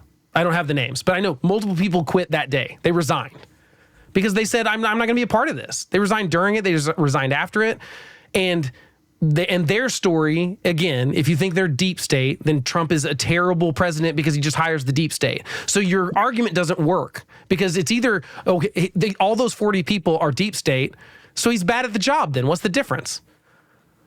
My problem with all of it is that every time I come up with an excuse for like, why did Republicans refuse to join the January 6th Commission? Why wasn't it a bipartisan thing? Because they refused. The way the process works with a committee like that is it's supposed to be 50% Republican and 50% Democrat. Nancy Pelosi rejected all the choices. Jim Jordan, there were several choices. She rejected all of them. And this is why Mike Johnson is saying it's illegitimate. She selected Adam Kinzinger and Liz Cheney. They destroyed exculpatory evidence. They inserted fake audio onto their Why did Republicans not send different Republicans? They removed Republicans from the committee. They televised these hearings on prime time, and then the evidence that they had that was exculpatory, they completely destroyed. I mean, this should tell you that it was bogus. It's not bogus, though. You have admitted that these people had violent intentions, broke the law, and broke into the Capitol. That's a false statement. There were maybe 5% that were PTSD. Then why did you not give me 3 examples? Why did you give me 3 examples that I could so easily debunk as that they were violent? Like your 3 examples that you gave me of all those examples, I was like, let's look into 3 of them. I'm happy to talk about it. No, because I felt that they were typical. Like okay, well they were violent, so then it's typically violent. Sorry that he was wearing the gloves you don't like, but he was trying to help someone and pushed someone. He dragged a police officer by the leg down the stairs. He admits that. For the lefty attorney, he pushed someone or something, and he got 18 months, maybe because he was really lefty. And then Vincent, was using a shield to move through the crowd, and he got 6 years. And you think he didn't use a shield? That's not what justice? happened, though. Like you can watch the video, and he steals the shield from the guy, and then starts fighting his way through the police. And he fought his way through the crowd to get up to the line. You're trying to either break into the Capitol or be violent with police if you do that. And my point is, the 3 examples you gave me. He didn't do either of those things, and he got 6 years. He did. He violently attacked police officers. He did not violently attack police officers. If you're at the front where police officers are telling you to move back and you don't, and you're pushing into the police moving through the crowd, that's violently attack. No, he didn't have the shield when he moved through the crowd. He weaved through the crowd normally, and then he stole the shield, threw it behind him, and then he started breaking through the police line. Push through the crowd. Yeah. And then he just uses his body because he gets past the shield that he takes from the police officer. My point is they were violent, and you're excusing the violence because he was not. He was pushing through the crowd. He didn't hurt anybody. That's not what he got charged for. He got charged for pushing and violently attacking the police once he got up to the front of the line, which he worked hard to do. It's not like he just got caught at the front like you're at the front of a concert. What they said, the DOJ said he was yelling traitors and he stole a shield and pushed through the crowd. That's what they said he did. That's the backwards order of what happened. He pushed through the crowd first. He got to the front of the line. At that point, he stole the shield from the police officer, started pushing and fighting that guy, then got in the middle of that crowd of police officers and yelling traitor and stuff. That's the order of operations. I know, but he got 6 years for doing that. I'm fine with that. I have no problem with people that showed up and were violent and had violent intentions going to jail for breaking into our nation's capital for something. 6 years? I don't care. I'd give them more than that. I'd give them the maximum. Whatever the maximum is, I am fine with it. I have no problem with that specific, all 3 of these specific examples. Trust me, he wouldn't got 6 years anywhere in Oklahoma. If you've got some, I don't care. I would be upset if someone broke into our state capitol, violently attacked police, and didn't get time in prison. I'd be upset about that. It happened in Wisconsin, and they didn't get anything. I don't live in Wisconsin, so I can't complain about Wisconsin. I agree, but that's not a federal crime. And the federal crimes that did happen on federal property in places like Portland, they did prosecute like 300 people for doing the same kind of stuff. I think most of it. I don't think anybody had any time. Yes, there are. I pulled up one just a little bit. I don't have the guy's name in Portland because I was like, that was one of your claims. It didn't happen. There's 300 cases of people that are serving time in jail for what they did. They attacked police officers. They did basically the same thing at the Portland, I think it was the courthouse, or I can't remember if it was the courthouse. No, it had to have been the federal building because the federal prosecutors wouldn't have been able to do so. They attacked police officers in similar manners. They admitted to it. A lot of them were drug addicts and stuff like that. And I agree with you. Probably most of the violent people had PTSD, drug problems, other things. The point is, you don't need a lot of people in a large crowd to start the violence and for it to catch on like a wave. Trump could have stopped it earlier, and he chose not to because he enjoyed it. Yeah, I don't know or about. He at least didn't care to stop it. Significant time. Mm-mm. Okay, I mean, there are people. I mean, I will put all of this stuff in the show notes. I'll put every single link I looked at in the show notes, and we'll let listeners and viewers decide. But you've just not given, I realized there wasn't a lot of chance of us changing each other's mind on this. But I just think it's ridiculous that we're calling these people prisoners, that we're calling them, I mean, like in the sense, or hostages, not prisoners, hostages. I think it's ridiculous that Trump's calling them hostages. That's a ridiculous notion that they're hostages, as if there's some sort of war. And because they're not prisoners of war. There is no war. There's not a war. They're not soldiers. What do you think Biden's State of the Union address in Philadelphia with the blood red and the military? It was the State of the Union, but yeah, that was a bad look for sure. It wasn't. But Trump's still talking about retribution. He declared war on half the country. It's not a war. It's not a real war. Now the left has gone all out and prosecuted people. I would argue for some of them were didn't even go into the Capitol, by the way, and they're being put in prison for years. Show me one person that didn't go in prison. No. They're sent into solitary. Tell me someone that didn't break into the Capitol, was not even in the Capitol, that got prosecuted. And what did they get prosecuted for? I'll find them. They exist. Yeah. Well, then what crime were they charged with? Did they violently attack a police officer outside? No. They could make an argument that breaching those barricades was trespassing. Well, then, okay, then that's not the peaceful people that you're talking about. Why are you breaking down? Now, I agree that some people, once they were in a barricade there, they weren't fighting with police, though. My point is, did anyone get charged that wasn't fighting with police? A lot of people weren't fighting with police. You're saying there were people that were charged that were on the lawn where they weren't supposed to be, and they got charged? No, there were people that were on the Capitol premises, did not go inside, and they were charged. They did not go inside. Can you give me an example of a name? Because, I mean, I would have more of a problem with that without seeing the charges. But those aren't the three things you gave me. You gave me examples of people that violently attacked police officers. I thought they were representative. One guy's trying to help. I think they are representative, actually. He's trying to save someone's life. But he also dragged a police officer by the leg down the stairs. That's not trying to save someone's life. And he took a swing at a police officer. How is that trying to, both can be true. Because he can be trying to save someone's life too. I mean, that's what the J6 documentary shows. The violence was started by the police. So, you're a guy, if someone's pushing you around in a bar, you might push him back. That's a guy in a bar. That's not the police with riot gear telling me that I'm not allowed to be where I am and I need to disperse. I would obey the police in that situation. And I think you would too. Am I wrong in saying that that's a reasonable thing? If you get caught up in a riot, that if you're not a violent person, you're going to get out of there. There were I know people that were there that were like, I'm out of here once the violence started, because they're like, I don't want to get caught up in that. That's not why I came here. I think there were 90% of them or whatever were like that. I still think they were lied to, but they did the right thing. They didn't break into the Capitol. They didn't violently attack police. If they were on the perimeter where they weren't supposed to be, it's because the barriers were long gone by then. Enrique Tarrio was not even in D.C. But that's a Proud Boy connection where he helped orchestrate it. That's why they charged him. Okay, so now you're doing both. You're saying, well, Ray Epps, just so what? He orchestrated it. So what? I mean, no, I think that. But and then you're saying, well, this guy should get 22 years. The difference is their political persuasion. That's the difference. The difference is, legally, just the difference is, I would it's clear that Ray Epps was instigating stuff. I think he should have gotten more than probation. The problem is, legally, they probably don't know what he's saying in people's ear. They have website information on what the other guy did with the Proud Boys and planning stuff. So it's a little different. They actually know what one guy was saying. They don't know what the other guy was saying. What prosecutors do is they get people that he was one of them is well known, Ryan Samsel. They get those people and they say, if you testify against him, we'll give you a lighter sentence. That's what they do.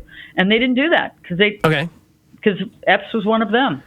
My point is, if you didn't, he was on the most wanted website the first day and then taken down. There's lots of evidence because they figured out who he was. Because they identified him. They were looking to identify him, and once they identify him, they take him down. They know who it is. They didn't knock on his door for 3 years.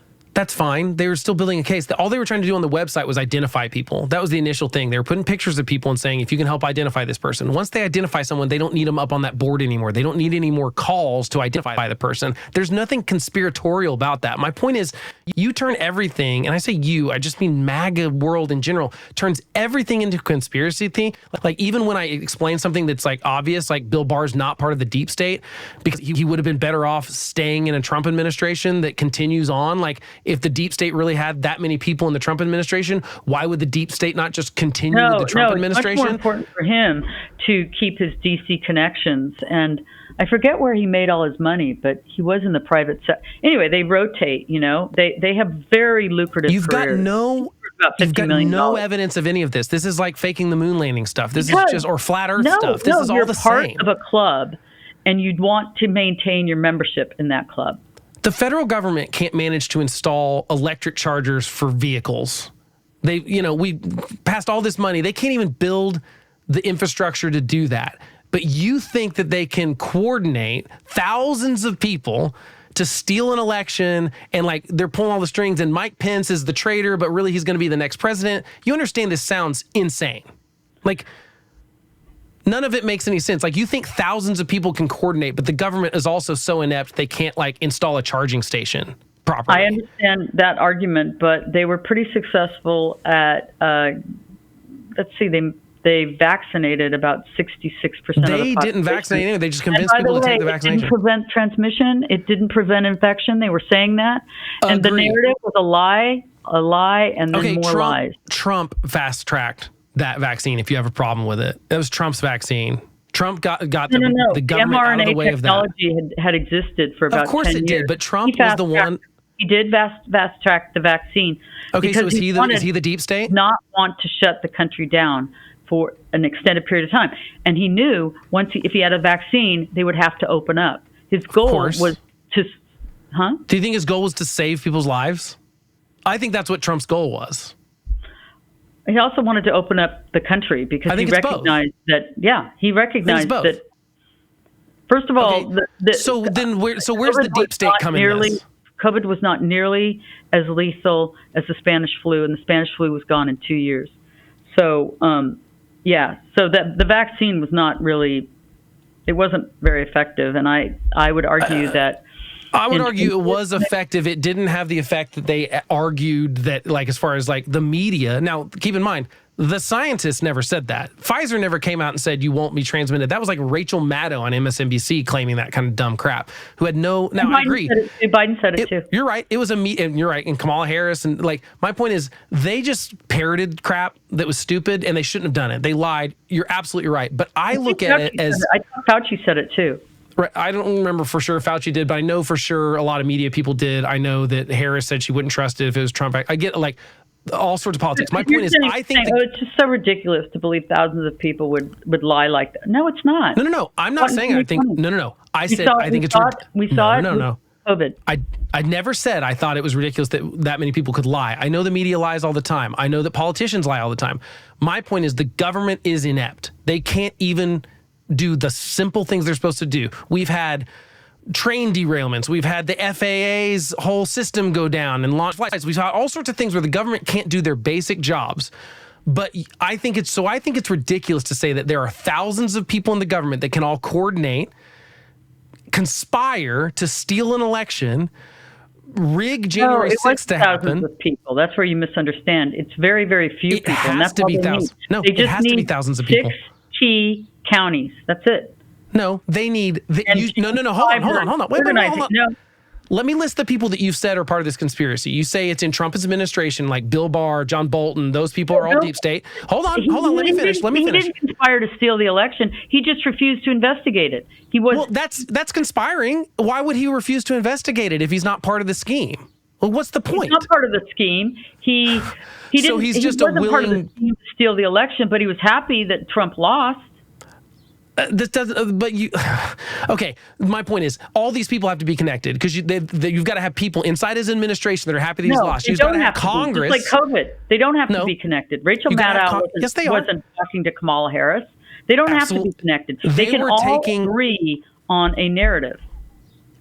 A narrative that fell apart every time. My point is, we know that they were lying about that stuff. We've since learned that they were lying about, lying about Biden's age. These cover-ups never last for very long when they try to do them because the government's really bad at covering stuff up, especially once you have more than one person involved in the conspiracy, right? Every person you add to it makes it harder to keep that up. I think it's ridiculous to say that the election was stolen 4 years ago and we have no evidence that it happened because they're so good at their jobs. There is evidence. There's not evidence. Tina Peters she was able to get evidence that they had changed some of the votes in Colorado, and they went after her. They took the evidence, they went after her, and now she's fighting for her life. They're trying to put her away. This is what they do. They shut people down, particularly when the narrative is so important for power to stay. I just want you to understand that, I consider myself a very well-informed person. I read lots of different stuff. I mostly read stuff. I don't watch cable news. I don't think any of them are particularly very trustworthy, mostly just because they're going for outrage and that kind of thing. So I don't read any kind of clicky bait kind of stuff. I read good writers. I read smart people that have been doing it for a long time. Every single thing I've ever seen as an argument that the election was stolen, I have seen debunked by a smart person with facts. And no one's ever come back and said that their facts are wrong. I've not found it. Now, if you want to send me some stuff, I'm happy to look into it. I'd love to. But everything you've sent me, I feel like I've done a good job at shutting down. I just sent you stuff on J6. That's all I sent. Right. I know, but specifically with January 6th, everything you sent me, I said, well, that's not actually what happened. And then you've had to admit that, okay, I guess these guys were violent, and I guess there were people saying, "Hang my pants." No, you're taking words from. No, I did not say you. I said 5%. Okay, but I'm saying the specific. I know, but I'm talking about the specific examples you sent as sympathetic captures of prisoners of war who I've said, look, there's the evidence. They admit that they hit a police officer with reinforced gloves and dragged a guy down the stairs. That's violent. And you're like, I guess that is violent, but they shouldn't have as harsh as sentences. Okay, we can talk about that, but we have difference of opinions on I think if you break into the Capitol and you're violent against police officers, you should be, I think any violence, it's not just police officers. I care about domestic violence. Honestly, most of the time it turns into what mass shooters are and stuff like that. We don't take violence seriously enough. I think a attempted coup at the United States Capitol is worthy of whatever. It was not an attempted coup. Then it was not an insurrection. Come on. What was it? What was the goal of those people? It was a protest. It turned into a riot. It was goaded by both the FBI, Antifa, and the Capitol Police. You've got no evidence that any of that happened. Making crowd control. They exist. Those laws exist for a reason. Yeah, they might have not followed the rules. I agree with that. They didn't make the announcement. There weren't just rules. There were laws. What would you do? Who was held accountable? Okay, that's fine. I think there are extenuating circumstances that we should allow. I mean, I think would you agree that police have some sort of qualified immunity of some sort when they're officially acting in their official job and trying to do their job, and sometimes they make mistakes? Force, you should have the head, the chief of police, somebody that's making those calls, be held accountable if they break crowd control or they break laws. Well, didn't he resign? It should not be above the law. Didn't the chief resign? Pardon? I think didn't the chief resign? Am I wrong about that? Shortly after January 6th because of the failures of the Capitol Police? His complaint was that he called for backup and didn't get it for 70 minutes. And I think that's fair. I'd be upset about that too if I called for backup and no one showed up. He felt it was a setup. They all did. Well, and you're refusing to even listen to the chief of police. I know, but who had the control to send the National Guard? Donald Trump, once he requested it. That's the person who had the control to send them, and he didn't. I don't think he did have the power. He could not override Muriel Bowser or Nancy Pelosi. Nancy Pelosi refused, and she's admitted this. Refused? No, that's not. She's not admitted. She admitted that there's a discrepancy here. Trump claims that he offered her 10,000 National Guard troops before January 6th, and she refused him. That did not happen. There's no evidence that happened. She admitted during the riot that she failed to take the security threat seriously enough. And I think she did fail. I think we should have had a bigger presence. But I also understand that what they had as an image in their mind is from just a few months earlier, when Donald Trump went out there with the army and was, pelleting actually peaceful protesters to get out of the way so he could do a photo op. That's what they were imagining happening, and they didn't want that to happen again. So I get, but I don't think they should have used optics as their measurement for whether they should do something or not. I think they should have seen that it was a dangerous situation, and optics be damned, we're going to have a strong police presence, and they might have prevented the whole thing from happening. So I agree. Pelosi absolutely has some blame to go. But it's not the narrative of that Trump offered the security and she didn't take it. That's not what happened. She internally spoke with Capitol Police, and they decided to not have a bigger force, which seems crazy to me. But I don't believe for a second that Pelosi wanted to maybe get killed that day. And that's kind of where the conspiracy goes. She wanted to create a narrative insurrection because the goal was to prevent Donald Trump from ever being president again. That was the goal. So you're saying her goal was for people to break into the Capitol and her to just escape by the skin of her teeth? Like that was the plan? You think you're not just saying it's an aptitude, you're actually saying she planned on it? She was confident she would be safe, and she was. Based on what evidence? To make it look like an insurrection. That's why they... email? Do you have a quote? Do you have any source that says that that's what her mentality was?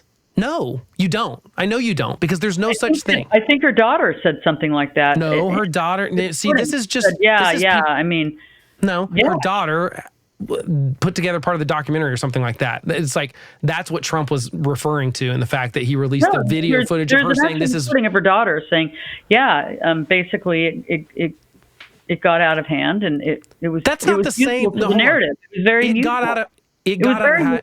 She didn't say that. And I don't believe for a second anyone said, you have no evidence that Nancy Pelosi planned on January 6th going the way it did that day, that she wanted people to break into the Capitol so that Trump would look bad. How do you explain the pipe bombs? I don't have an explanation. We never arrested anyone for the pipe bombs, but they were at DNC and RNC places. I think that they were going to be a distraction by people that wanted to actually be violent in the Capitol. I think there was a very small percentage of people that showed up with zip ties. What do you think their motivation was? Who do you think that they were going to use those zip ties on? What's your explanation? I don't know, but the pipe bombs No. I want an explanation. I want an explanation. No. I want an explanation. It looked like it was put there. There's clear video of the FBI around the pipe bombs very casually. It was one guy in a hooded. It was one guy in a hoodie. It's one guy in a hoodie. It was a setup. The whole thing was one guy in a hoodie. Okay. The pipe bombs were distraction if they needed them to get less police. They did not want police. They already had fewer police. Explain to me the zip ties. You don't think there were people that actually planned to go kill Mike Pence that day? There were people in the crowd that broke into the Capitol, and when they were arrested or confronted with police, like one guy, there's a video on the HBO one specifically, when they actually had some people that they had laying on the ground that they were like, I don't know if they threatened to shoot him or what, but they actually got some of those people to lay on the ground. This is as the Senate. Wait, is the senators or is the House? I'm getting confused on which chamber it was. I'm pretty sure it was the House. It was the House for sure. Okay. On the House side, they were still in the chamber. There were still people in the upper gallery of the chamber that couldn't get out because there were people outside their doors and they couldn't jump down and get injured, right? Right. They were trying to get those people to safety, and I'm sure they threatened these people that were right outside the door with some actual violence. Like, you're going to get shot if you don't get out. And one of them said, I have knives. And they found knives, and several of them had zip ties. There's a video and a picture of a guy that the press took jumping over the railing in that upper thing. And he's got a bulletproof vest. He's got zip ties around his, like riot control police would. I agree that that's not even 99% of the people that showed up to the Trump rally that day. But there were some people there that actually wanted real violence and planned accordingly. They brought weapons. They brought zip ties. They're searching for Speaker of the House. They're searching for Mike Pence. That's what they were trying to find. That's why they wanted to go to Nancy Pelosi's office. You're getting into people's minds, and I'm not saying, what did they actually do? They brought zip ties. Why else do you bring zip ties that you can use to bind people's hands? But make a logical jump. They were going to use it to detain people. I don't know. Maybe they were camping. I have no idea. They were camping with a bulletproof vest and zip ties and weapons like batons. I don't know. And helmets. I think you're not making the jump because you don't want to say that there were Trump supporters there that wanted to be violent with people. Mind and sentence them to 10 years in prison because they had zip ties. That's not justice.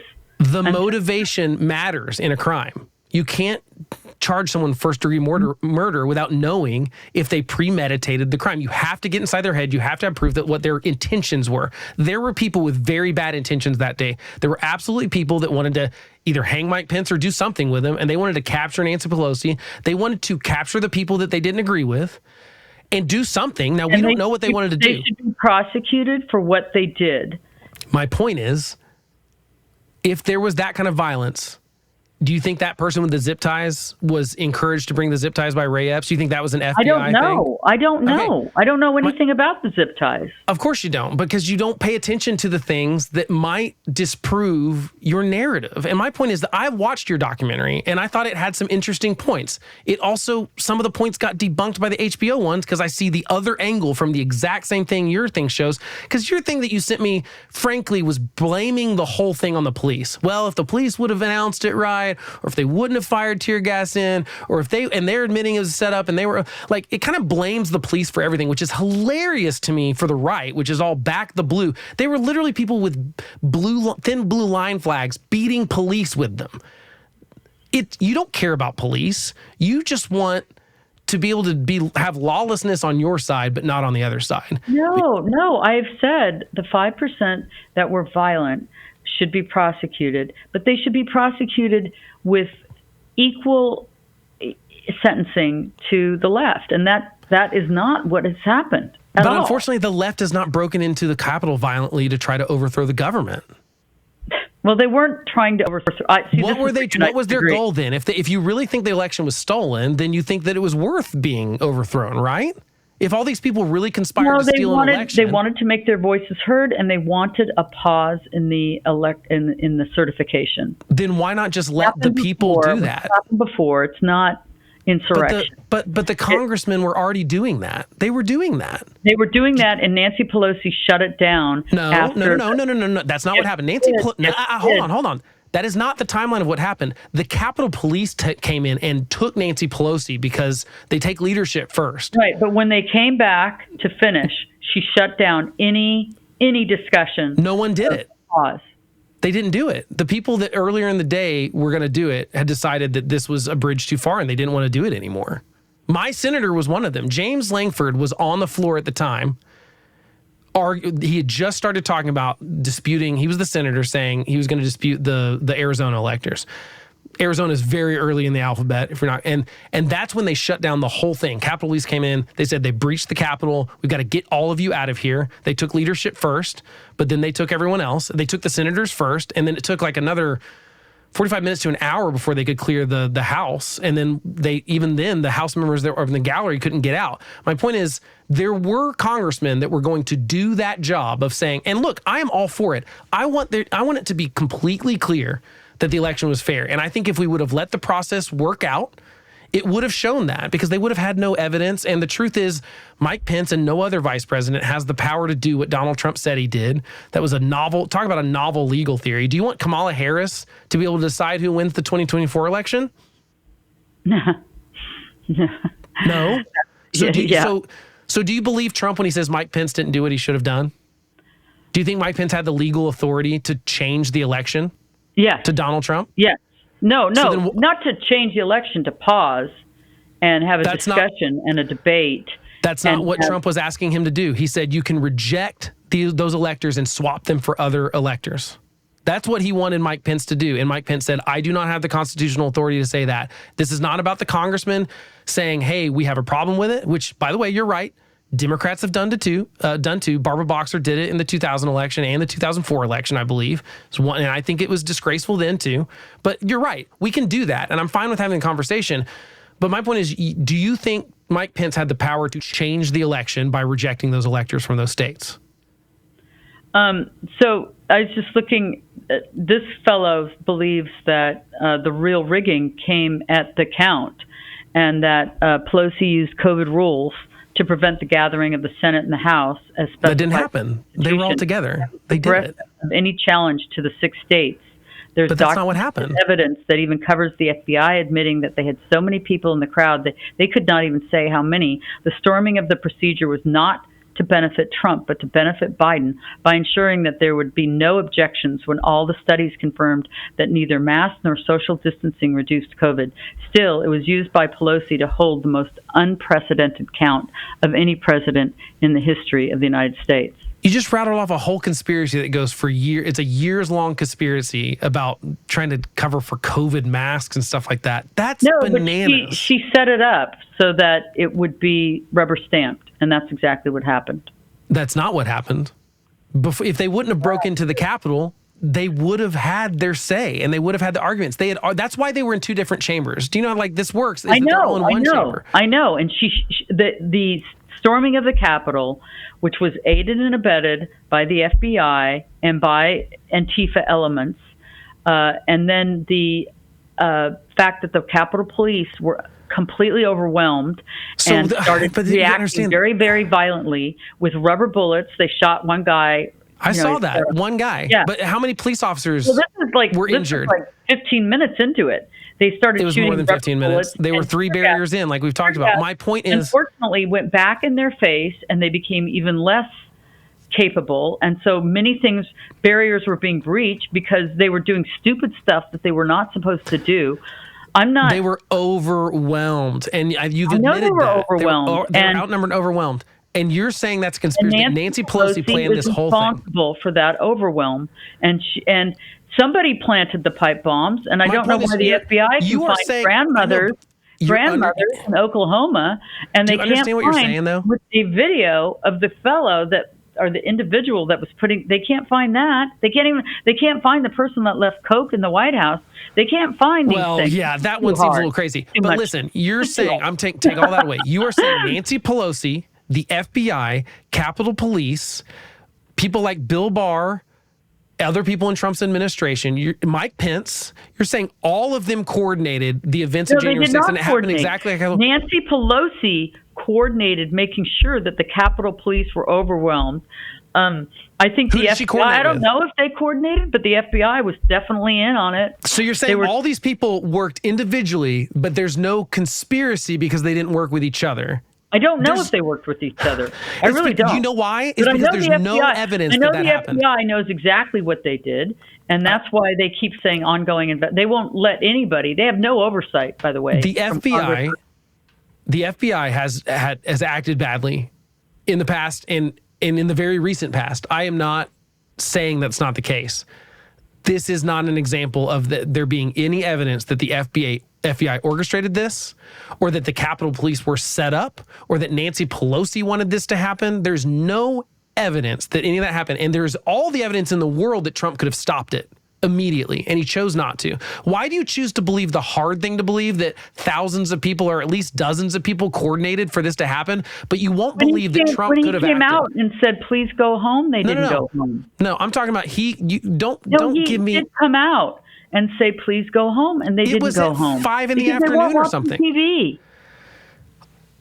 The stuff he was tweeting was getting to the crowd, and he was riling them up. And he sat there and watched on TV as people begged him to do something about it. Get on TV, send the National Guard.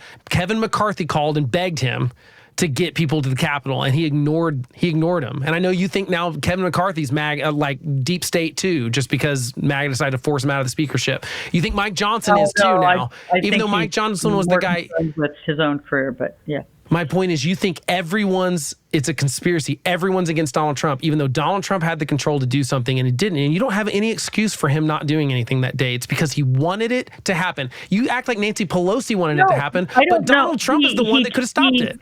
He told them to go peacefully and patriotically. An hour later, he tweeted. Half an hour later, he tweeted.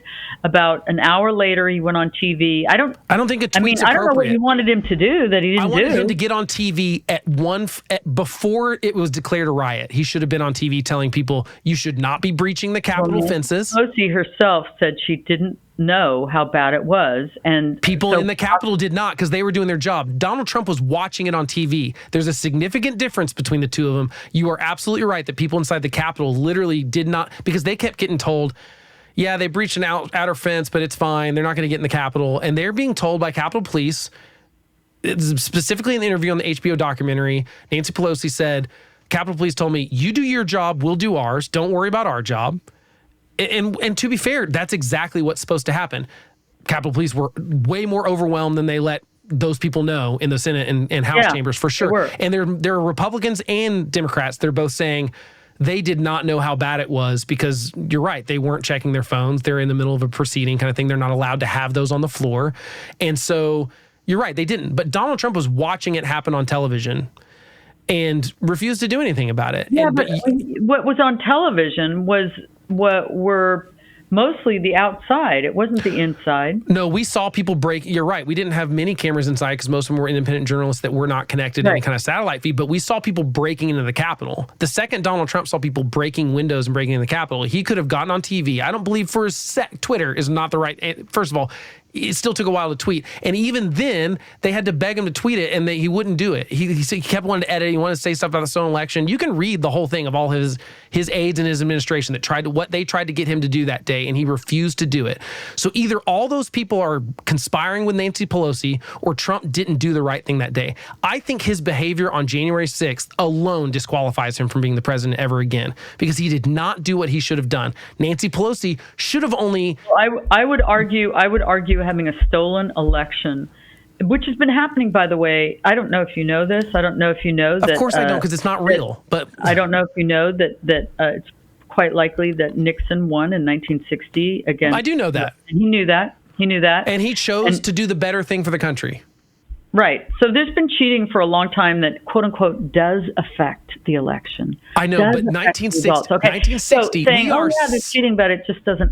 I don't know why you would risk 60 years removed from that, thinking that it was going to affect the results. But in any case, this has been going on for a very long time. I know, but elections have gotten more fair and more free and more clear. I don't think so. I think so. I remember, but you've got no evidence to prove that it happened. There are, this happens by the way, almost every federal election, there are more people in certain jurisdictions that vote than registered voters. Now, that's not true either. That math doesn't work either. All of those claims can be debunked, including the ones that Democrats lie about people getting taken off the voter rolls. It's mostly because they're dead. It's both sides do this. Both sides are doing this. My point is, I'm going to call out my side, because I'm going to call out the other side too. But I think it's important that there be pushback on this stuff and the nonsense of that.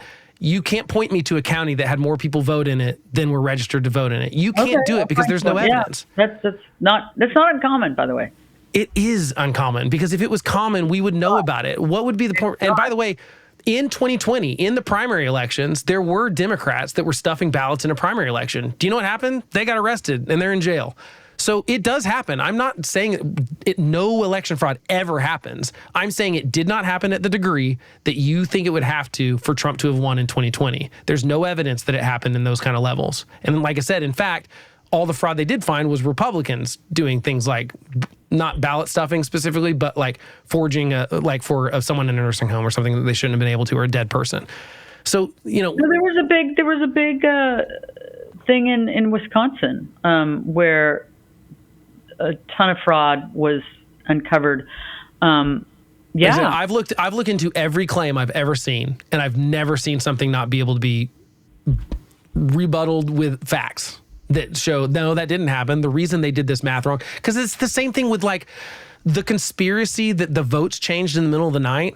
That's how mail-in ballots work. They can't count them in most states and counties until the polls close. So that's when they have to start counting in 2020 the millions of people that were voting by mail because they didn't want to leave their house because of COVID. And when the Republican nominee encourages people to not use mail-in voting, it's pretty obvious that the Democrat's going to have an edge in that. There's nothing nefarious about it. That's just how those votes get counted. You can look at every election from the history of there being mail-in ballots, and that's how it works. Someone might be ahead when the polls close at 7 or 8 p.m., but that changes as different counties and different, first of all, in the United States, it's different counties and different time zones in some of these places, like Indiana that has 2 different time zones. I know Indiana wasn't disputed, but Arizona is kind of one of those too. And so the point is, everything can't be a conspiracy when you go, well, look at this suspicious activity. And then I say, yeah, but here's the explanation for why that looks suspicious. And then you go, well, but what about this? Everyone just moves on to the next thing. Like I said, you've never answered why did the 2,000 Mules thing get taken down? Because they know it's full of lies. I didn't even know it had been taken down. I know, but that's the problem, is that I think you and everyone else is being lied to by Donald Trump and his sycophants. And that's why I do feel a bit of sympathy for the people that broke in that day, because I would be angry too if I really thought an election was stolen. I'd probably be at the Capitol. Like I said, I might not be breaking in, but I think that the Constitution's pretty clear about why we have a Second Amendment. I think it's pretty clear what they thought about tyranny. And if I really thought there was a tyrannical government, I might fight for it to not be, okay? But there's no evidence that that's what happened. And when I show you that, look, this person had to take this down because they're getting a libel suit and they know it's a lie. I didn't know that we would go over the 2020 election. Otherwise, I would have had lots of evidence. Because I just think it's imperative. I mean, it's imperative to me because it's the hinge that everything happened. So that's why I do feel sorry for some of these people that are in jail, because they got lied to and they got duped. And they've said as much in their guilty pleas, a lot of them. They've said, you know what, I was in the weeds on online forums and stuff, and I believe stuff that wasn't true. Most of them have admitted that in their guilty pleas. So, I do feel sorry for them in some way, but it doesn't excuse the behavior.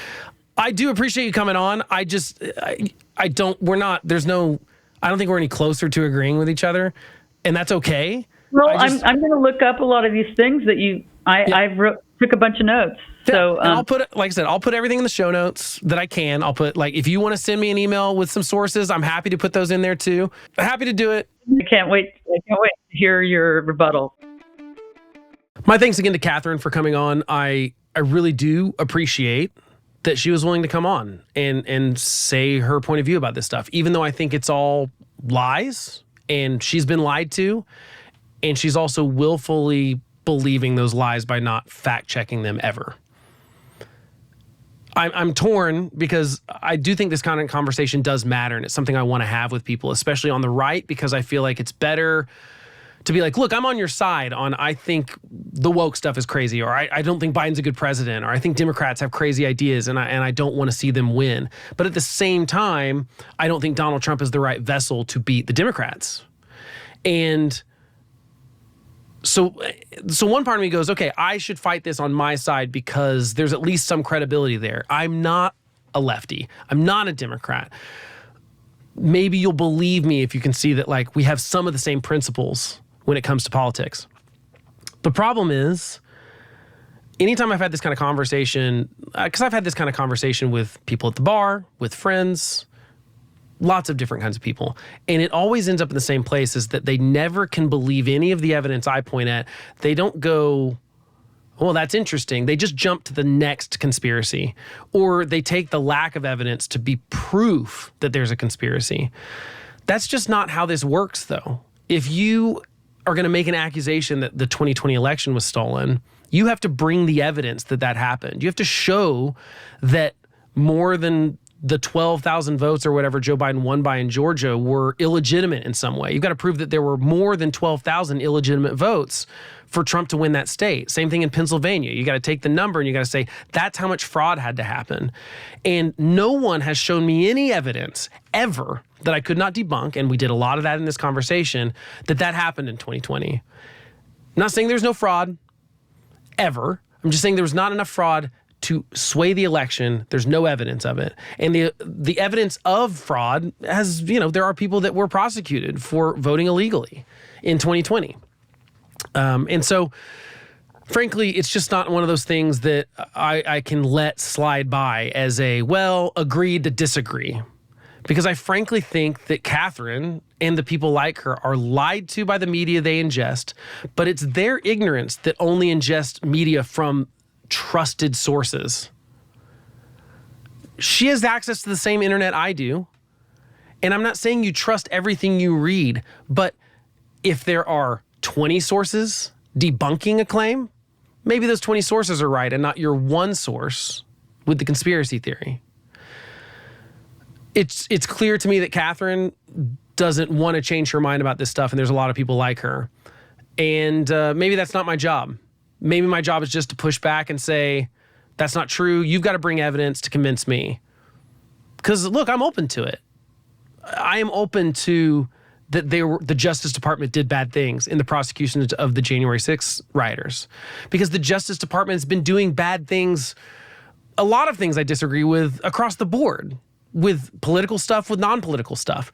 So I believe that the Justice Department maybe didn't dot all their I's and cross all their T's when it came to every single one of these prosecutions. In fact, the Supreme Court, as we mentioned in the conversation, has since said that the Justice Department cannot use the law that was written for, shredding of documents during the Enron scandal to mean interrupting an official proceeding at Congress. So there are people that are going to get their charges either dropped completely if that was the only charge, or they're going to be lessened. There's going to be sentencing that's going to be lessened. And you know what? I don't feel sorry for the Justice Department for using a novel law to try to get these people that broke into the Capitol with as many felonies as possible. I don't like that, but it's their job, and they do this with everyone. This is not a conspiracy. The Justice Department, they're going to charge you with the maximum number of crimes that they can. One, so that they can dial it back in a plea agreement. This is what every DA and prosecutor in the country does. Do I have a problem with that sometimes? Yes. I don't think we should charge people with crimes that are novel ways to look at the crime. That specific law that got struck down in the Supreme Court was written by Congress in the aftermath of the Enron scandal, and it was about shredding of documents or destroying evidence in an investigation. That was people at Enron shredding documents, trying to get rid of the evidence, trying to cover up the paper trail with what they knew. That's what Congress wanted to make illegal. Because the wording is vague enough, the Justice Department thought they could use it to charge people with felonies who were trying to interrupt the official acts of Congress that day. And the Supreme Court has said, no, that's not how you can use that law.